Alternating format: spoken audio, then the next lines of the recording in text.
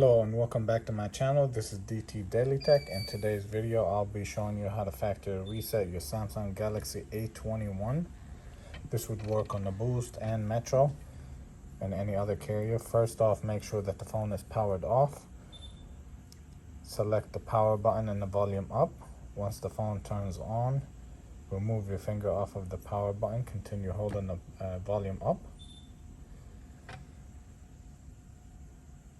Once you see the screen release your finger off of the volume up, press the wipe data factory reset, power button to select it, scroll down to factory reset,